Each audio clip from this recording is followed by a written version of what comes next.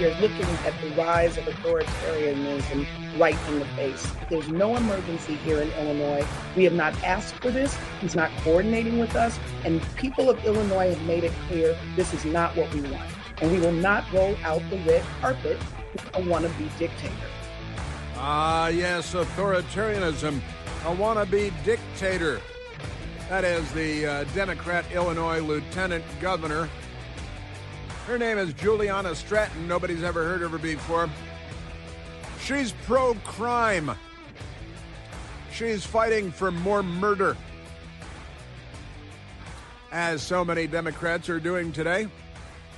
And a very happy Tuesday to you, and welcome back once again. We continue to be at 888-630-9625. 888-630-9625 is our telephone number here. And again, the Democrat Illinois Lieutenant Governor, Juliana Stratton, and she was on CNN this morning saying ridiculous things like that, authoritarianism, a wannabe dictator, because he wants to reduce the number of homicides in Chicago, as he has reduced the number of homicides in Washington, D.C., the city where I live. And so I like to see fewer homicides. Democrats, they like to see more homicides. They're committing all of the homicides, and they're promoting a world where there will be more homicides because they call themselves liberals, but they're not liberals. They're the left. Completely different thing altogether. There is a great poll that I want to share with you, and I have a number of audio sound bites to share with you as well. The Democrat Party is quite mad indeed.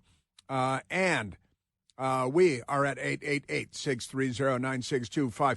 This is a great story that popped. It's a poll that the Gallup polling people did, and it's kind of an amazing poll. You ask Americans, are you satisfied with the state of the United States of America, the condition of the United States of America?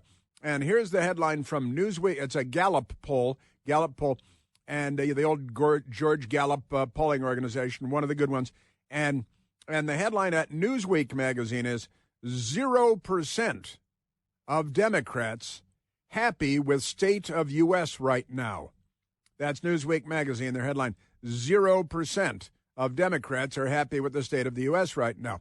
And it's the wonderful people at the Post-Millennial, they've got the story as well. And the headline there is 0%.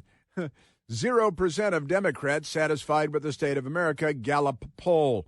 Isn't that amazing? Yes, it is. And the wonderful people at Post-Millennial, they have the story better than just about anybody else is going to have it. But the Democrats, they're very unhappy people, and they're very violent, and they're criminally insane and mentally ill and have a lot of gender issues.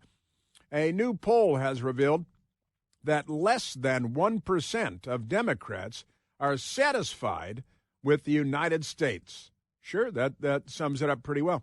In contrast, over 3/4 of Republicans were satisfied.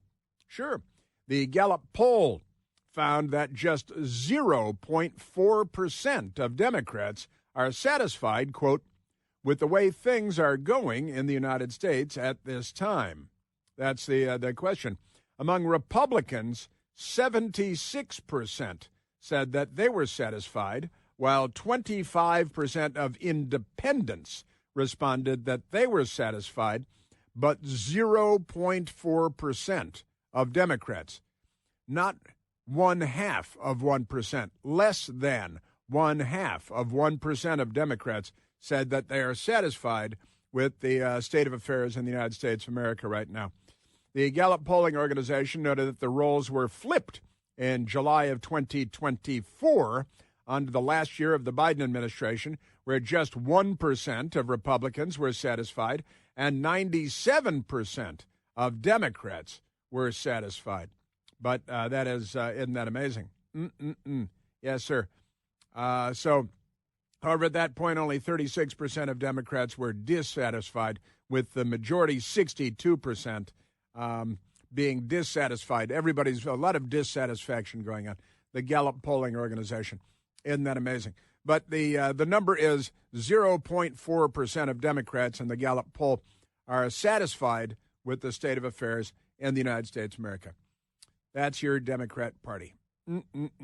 Oh, speaking of which, you know, the Robin Wright is an actress. You know, the actress, she used to be kind of pretty and stuff. She was in Princess Bride. She's very pretty in the fun movie Princess Bride. And who was she married to, Michael? She was married to Sean Penn. That could lead to unhappiness, couldn't it, given his mental condition and everything. But Robin Wright used to be Robin Wright Penn. She was Robin Wright, then she was Robin Wright Penn, then she became Robin Wright again because she was Sean Penn's wife, and then she wasn't, and all that.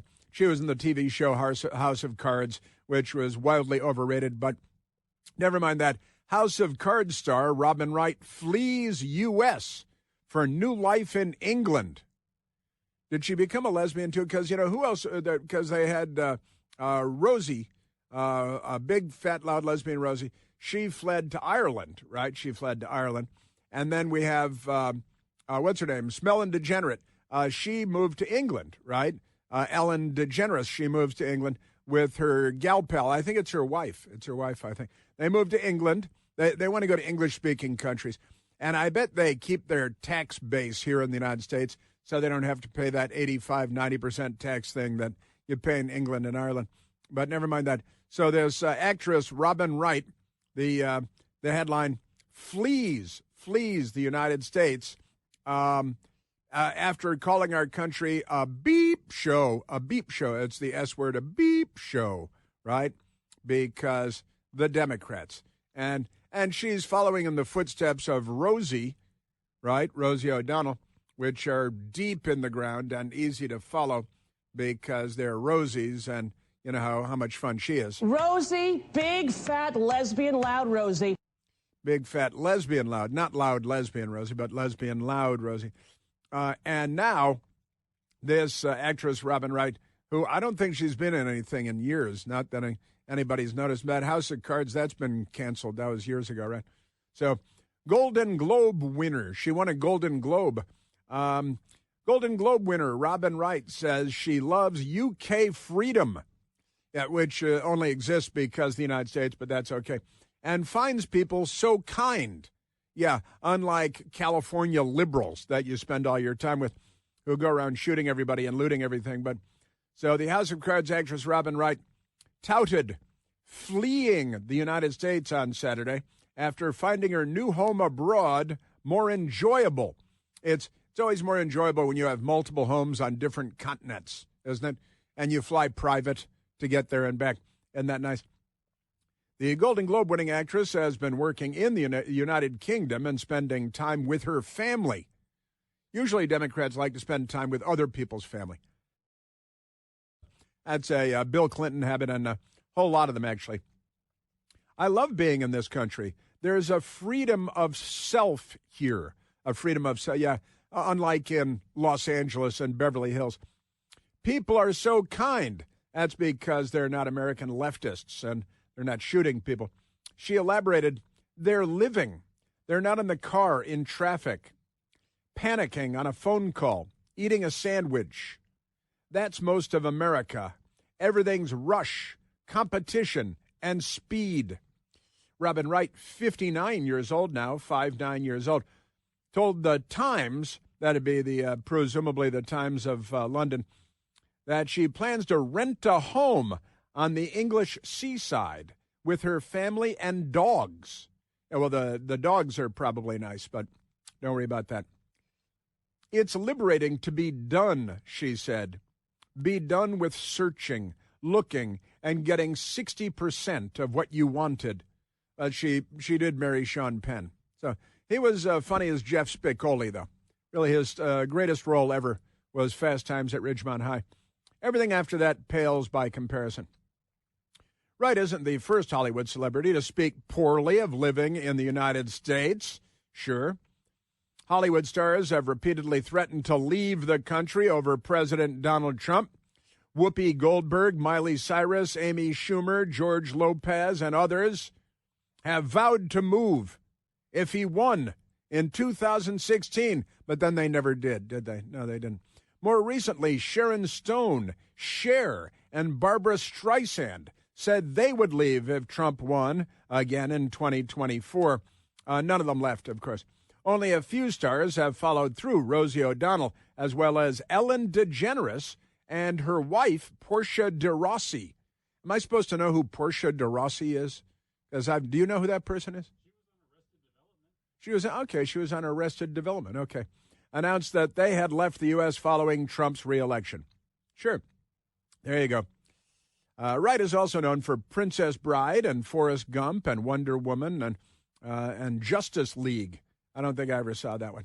So there it is. So she says she's leaving, but she'll keep the $8 million house in Beverly Hills or wherever in the Hollywood Hills because, they're like that.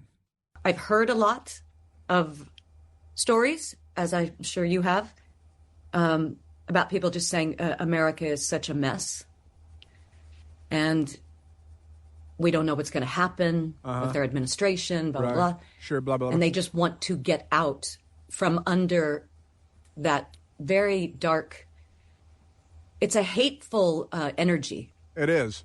That's true. What's coming out of there, You're right. It's the Democrat Party that has produced that hateful energy because of Trump derangement syndrome and there was another flag burning. You see over the weekend more flag. I guess it was in Portland, Oregon. They were burning the American flag and burning, it's they hate America. They hate Trump derangement syndrome.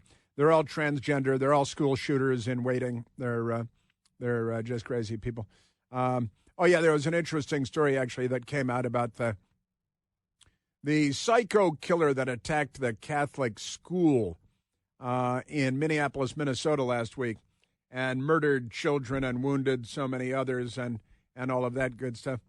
But I can't wait to get to Chicago for you. This is a very good story by Andy Ngo. You may know Andy Ngo, NGO. He's been doing great, wonderful work for years on Al Gore's amazing internet videos and other stuff.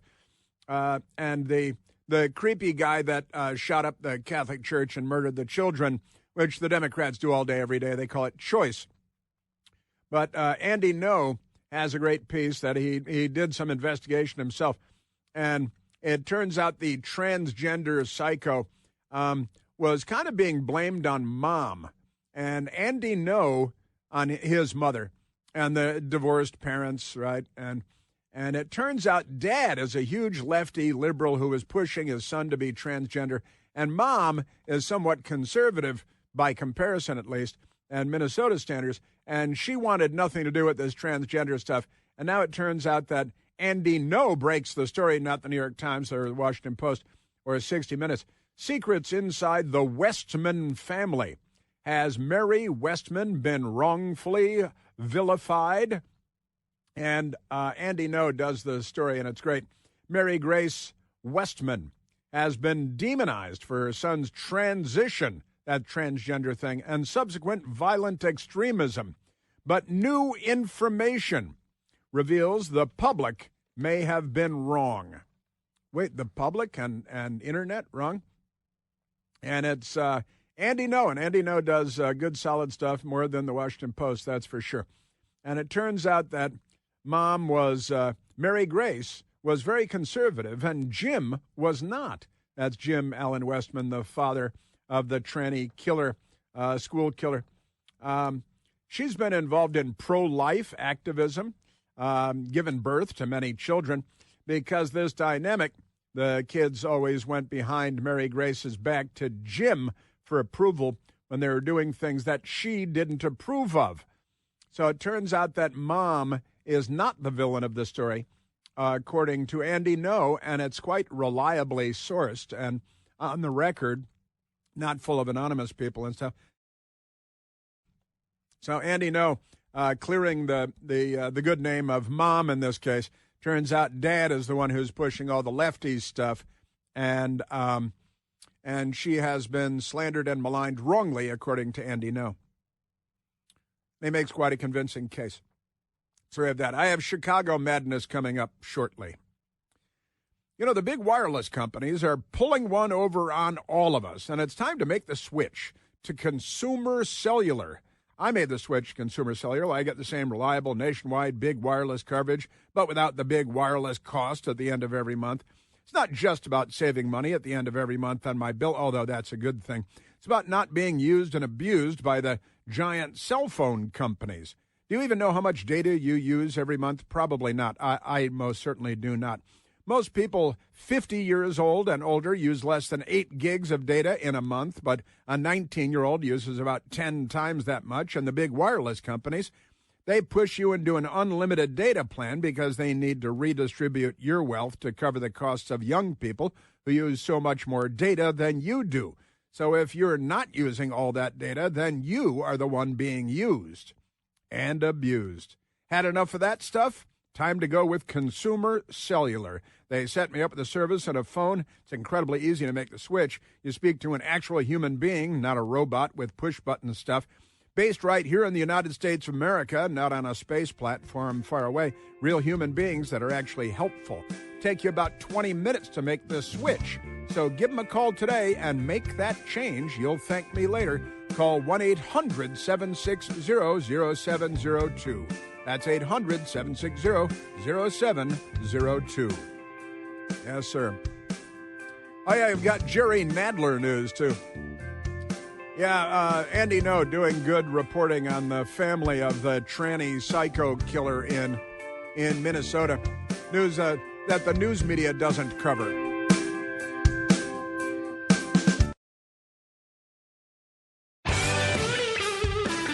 Let's go to the telephones before we get to Chicago, Illinois, and the crime and the madness and the Democrats. Let's go to David calling from Clearwater, Florida. David, you're on the Chris Plante Show. Hi, Chris. Hi. Happy Tuesday. Thank you. Thank you. You're welcome.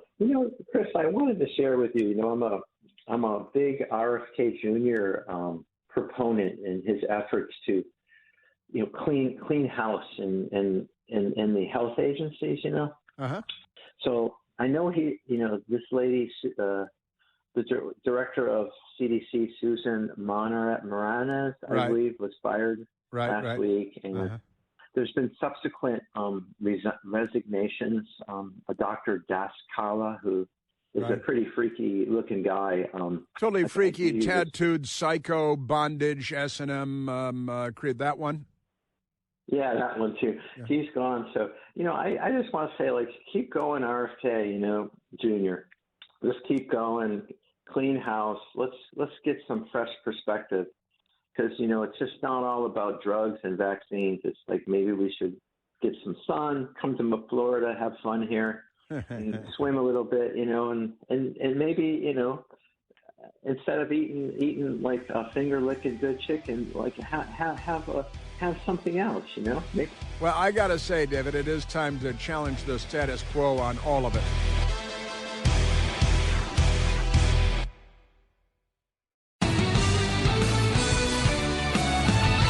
Democrats, they're everywhere. Their tentacles are everywhere.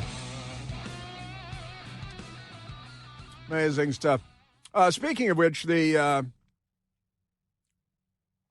man that tried to assassinate President Trump with a rifle at his golf course in Florida will be appearing in court today. He's going to be in court today.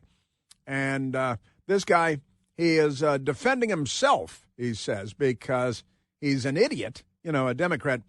Final preparations for a trial of man accused of attempting to assassinate Trump in Florida. The phonies at the Associated Press have the story out of Fort Pierce, Florida. A man charged with trying to assassinate President Donald Trump last year in South Florida. It's the Democrat Party. It's what they do. Is set to represent himself because he's an idiot during a pre-trial conference on Tuesday, that's today, as final preparations are made for trial. Barring any delays, jury selection is scheduled to begin September 8th in Fort Pierce Federal Court for the case against Ryan Ruth, R-O-U-T-H, Ruth. U.S. District Judge Eileen Cannon signed off on Ruth's request to represent himself in July, but said court-appointed attorneys need to remain on standby as counsel.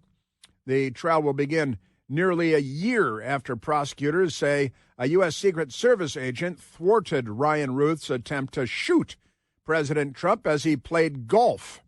Ryan Ruth, 59 years old, just like, what's her name, Robin Wright. Coincidence? I don't think so. Has pleaded not guilty to charges of attempting to assassinate a major presidential candidate, assaulting a federal officer, and several other firearms violations. Prosecutors have said that Ruth methodically plotted to kill Trump for weeks before aiming a rifle through the shrubbery, Thomas the Shrubber, as Trump played golf on September 15th of 2024 at his West Palm Beach Country Club. A Secret Service agent spotted Ruth before Trump came into view. Officials said Ruth aimed his rifle at the agent, who opened fire, causing Ruth to drop his weapon and flee without firing a shot. And you remember there were passers-by, regular American citizens, who saw the creepy guy come running out of the shrubbery, the shrubs, and get into his car and drive away. And the passerby was a key witness in all of this, right? So isn't that amazing? Law enforcement obtained help from a witness who prosecutors said informed officers that he saw a person fleeing. The witness was then flown in a police helicopter to a nearby interstate where Ruth was arrested, and the witness confirmed it was the person he had seen, prosecutors have said. Kind of an exciting day for a random guy who's in West Palm Beach, and he sees a guy running out of the bushes, and he's like, hey, look at that guy. Before you know it, he's on a police helicopter flying to the next location. That's the man. That's him, officer. That's the guy. Isn't that great? Ruth was a North Carolina construction worker who in recent years had moved to Hawaii, as most North Carolina construction workers do. A self-styled mercenary leader. See, Ruth spoke out to anyone who would listen about his dangerous, sometimes violent plans to insert himself into conflicts around the world, witnesses have told the Associated Press. Sure. In the early days of the Ukraine war, Ruth tried to recruit soldiers from Afghanistan, Moldova, and Taiwan to fight the Russians. In his native Greensboro, North Carolina, he had a 2002 arrest for eluding a traffic stop and barricading himself from officers with a fully automatic machine gun and a weapon of mass destruction, which turned out to be an explosive with a 10-inch-long fuse. A 10-inch-long fuse, I don't think, is the most important detail about the improvised explosive device. That's what the Associated Press has done. So there we go. In 2010, police searched a warehouse Ruth owned. He's a construction worker, but he moved to Hawaii and he owned a warehouse. Owned and found more than 100 stolen items, from power tools and building supplies to kayaks and spa tubs. He'd spot multiple spa tubs, jacuzzis. That's like that. In both felony cases, judges gave Ruth either probation or a suspended sentence. In addition to the federal charges, Ruth has also pleaded not guilty to state charges of terrorism and attempted murder. Democrats, you know how they are. Now, with that said, so they're talking about all the stuff that he stole. Here's another one from the New York Post. This is kind of an amazing story. New York City college students learning how to steal. It's a college-level course now. Send your kid to college. Pay a lot of money. Send your kid to college.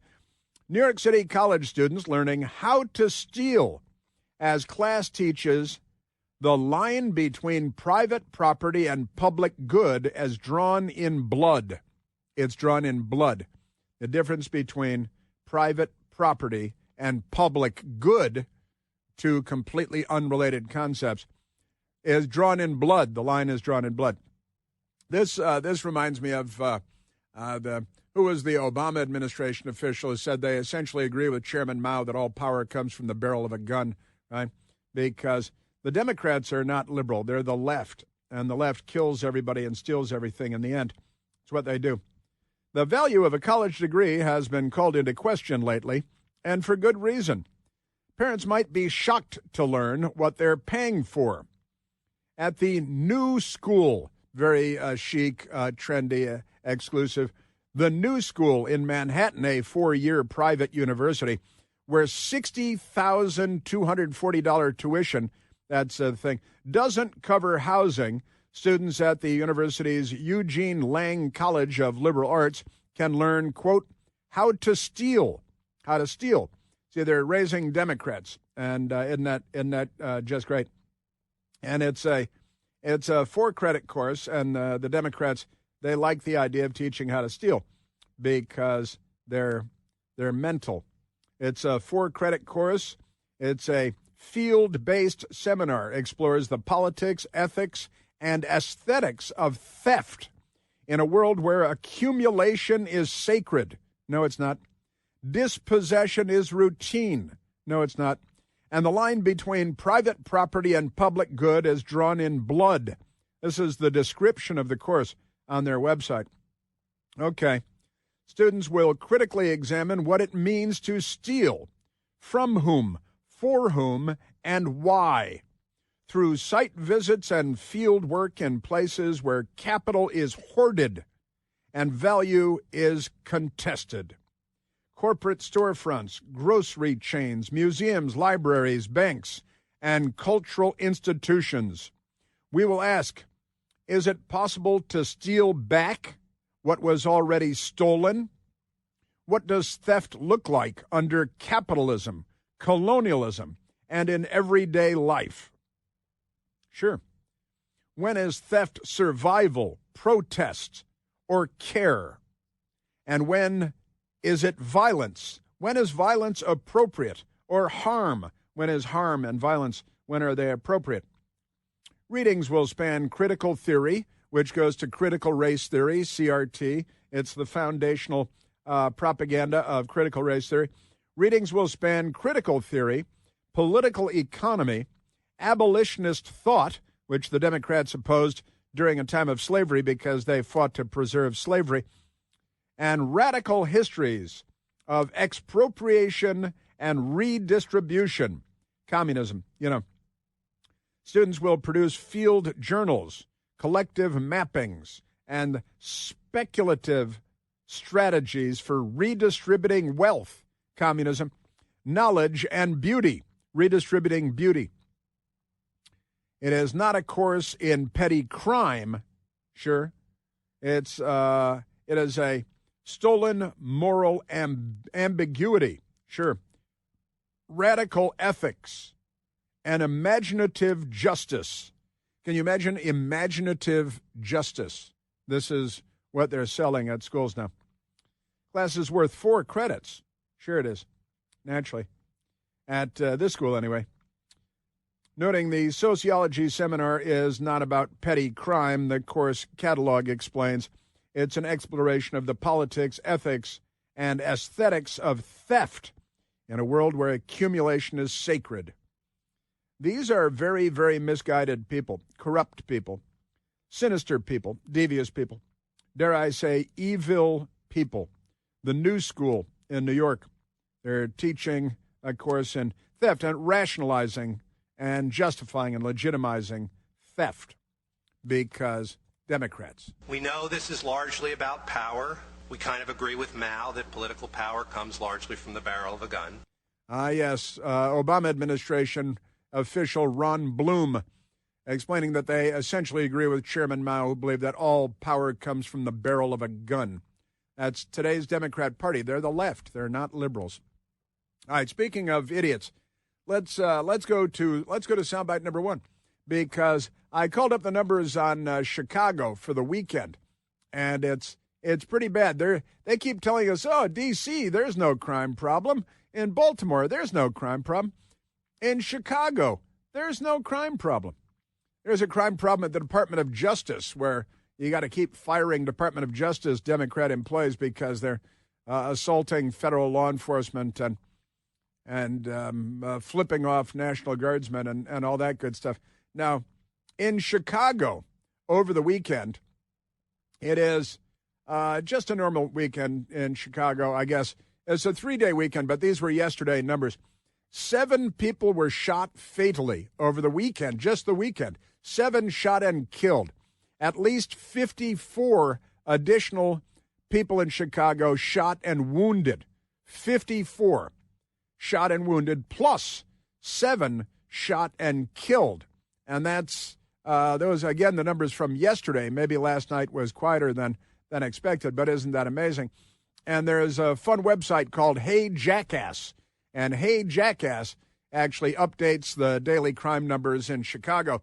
In Chicago so far this year, there have been 293 murders, plus a total of 1,121 people shot and wounded. It's a war zone. And the Democrats say, no big deal. In August, during the month of August now that's September 2nd, the month of August, 39 people shot and killed. Another 208 shot and wounded. A total of 247 people shot. Isn't that amazing? And while 39 were shot and killed, there were 4 more murdered by knife or machete or sledgehammer, for a total of 43 murders. And the Democrats shrug and say, that's not a problem. That's just fine. We're gonna do everything we can to preserve those numbers. And here's the Democrat mayor of Democrat City, Chicago, Illinois. Let's go, Brandon Johnson, because President Trump has said, hey, you guys are a killing field over there. Maybe you'd like some federal agents to come in and help fight crime there. And here's the mayor yesterday, Labor Day, in Chicago. No federal troops in the city of Chicago. Yay! No militarized force in the city of Chicago. Yay! We're going to defend our democracy in the city of Chicago. Democracy. We're going to protect the humanity of every single person in the city of Chicago. Yeah, we're going to defend the human. And the crowd is cheering. More murder. And because 293 homicides so far this year is not enough. And we will not allow anyone to fight crime. You want to fight crime? The Democrats want to fight you. Jack Brewer, who is great. He's a former NFL player, played a number of different NFL teams around the country. And he's a solid guy and a smart guy. And he runs the Brewer Group. And he does everything he can to be helpful. He's CEO of the Brewer Group. And Jack Brewer was on the television early this morning. I was watching him for you. He is a master manipulator. Can you imagine being able to have that message in front of a crowd of people? I mean, who are the people yelling? It's like he's a cult leader. It's unbelievable to see what we're seeing in the streets of Chicago continue, particularly for Brandon Johnson, someone who's from there. He's seen it. He's seen the bloodshed in the streets. You look at the names and you see the ages of the victims. I mean, there's dozens of kids that got shot over the weekend. I mean, you would have, a memorial service right now going out in most communities if you have that type of people getting shot. I mean, this is more numbers than you saw in the Iraqi war. That is a fact. Shirakistan is the nickname for Chicago because of that. And the Democrats are out there cheering, yeah, we won't allow anybody to fight crime here. We're going to, because he's a fascist, and the lieutenant governor calling him authoritarian and a dictator and all this, because he wants to reduce the number of homicides and fight crime. Look what's going on in Washington. It's much, much better. Again, my best girl and I yesterday downtown and at Union Station and in and out of Union Station yesterday, and observing a couple of guardsmen, a small number of guardsmen outside of Union Station with lunatics on a bullhorn shrieking about, how Trump is bad, and they say bad things about him. The Democrat Party, they're fighting everywhere in favor of crime. They're organizing on a local level to fight for more crime. The Democrat Party. Man, Shevitz. I've got more coming up from Chicago as well. Hey, I want to talk to you about living a better digital life. A better digital life. Al Gore's Amazing Internet with one of our newest partners, the great people at WebRoot. I chose WebRoot because of their Total Protection product. Now, WebRoot's all-in-one package offers plan options for individuals, allowing for coverage of up to 5 devices just for you, or up to 10 devices for an entire family. They've got you covered no matter what. WebRoot's coverage, it includes antivirus protection, identity theft protection, VPN backup, and a whole lot more. And you don't have to be at the center of the universe. Either your kids are using iPads and phones, your grandmother is upstairs using her laptop, and listen, whether you're a senior, a student, a toddler, WebRoot has you covered. WebRoot allows my best girl and I to live a better digital life, and that's why I want to recommend that you do the same. Right now, you get 50% off because we hang out together of WebRoot's Total Protection Plan or WebRoot's Essentials Plan when you go to webroot.com/plant. Again, you get 50% off of WebRoot's Total Protection or WebRoot's Essentials Plan when you go to webroot.com/plant. Yes, sir. Yeah. So how many murders? What's the right number of murders for your city? The Democrats are still licking that Tootsie Pop, trying to figure it out.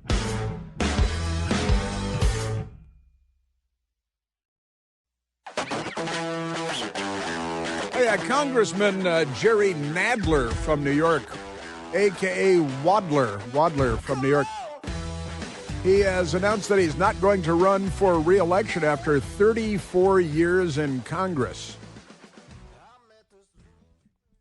But they discontinuing the free lunch program or something?